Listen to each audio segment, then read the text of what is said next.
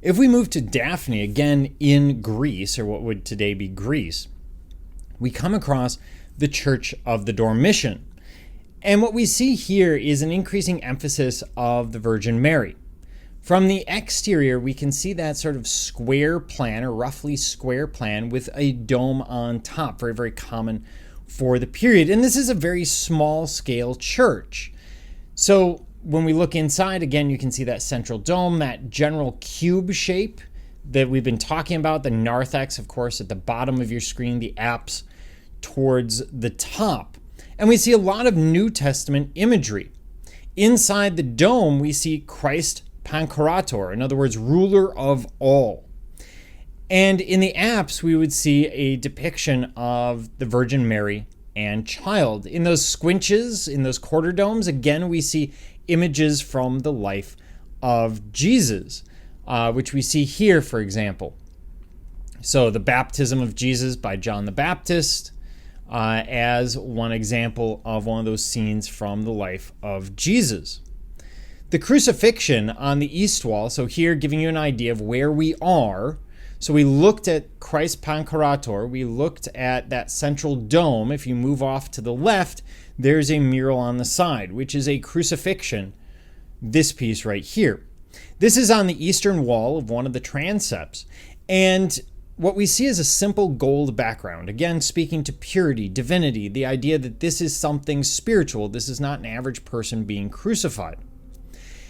And that gold background is going to be something that we see a lot in Byzantine art. We've seen a lot.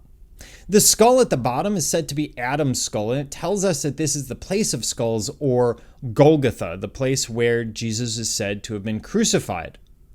And we do see some Hellenistic sources. So here, when we look at the image of Jesus, you'll see he has a six-pack, he has well-developed pectoral muscles, he's thin, but he is fairly muscular.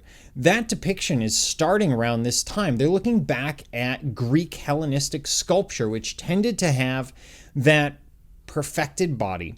And they're not going to bring all of the musculature forward into these images of Jesus. It wouldn't make sense because he's said to be a humble carpenter. Instead, what they do is they lower that level. They bring in, for example, the abdominal muscles. We see more of that musculature, and it's their attempt to make him look more human, more realistic, not an attempt to idealize him as such, because you might do other things in the Hellenistic world to idealize, for example, adding greater musculature. So we're not quite seeing that. And the people that we're seeing, let's walk through some of the other imagery. Here we have the Virgin Mary on the left, and we have St. John. Excuse me, my slide is changing over. The wonders of an Apple Magic Mouse. We see St. John on the right. This would be John the Evangelist, so more symbolic than anything else. We would have seen angels above and the sign above originally that would have said Jesus of Nazareth, King of the Jews, or some form of that. The blood from his side is actually blood and water. That's the white line. And that's from the spear that was run through his side to ensure that he was actually dead.